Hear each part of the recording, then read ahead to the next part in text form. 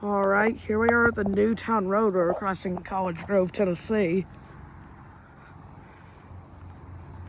And here we have the first signal here, which has a Western Colin Hayes base.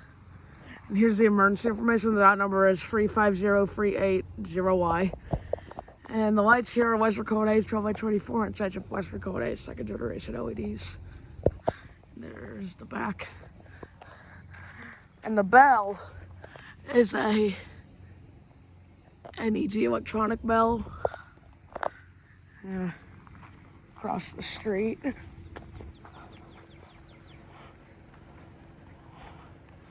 Gotta be careful here because there's a huge ditch. This crossing has another Western Colin Hayes base. Here's the emergency information. And these lights are also Western Colin Hayes 12x24 arch lights with Western Colin Hayes second generation LEDs.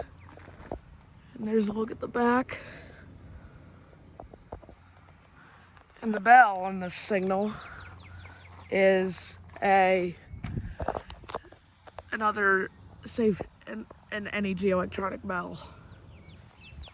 So yeah, this is the Newtown Road we're crossing it. I forgot what the city was called. Oh, in College Grove, Tennessee. Over and out.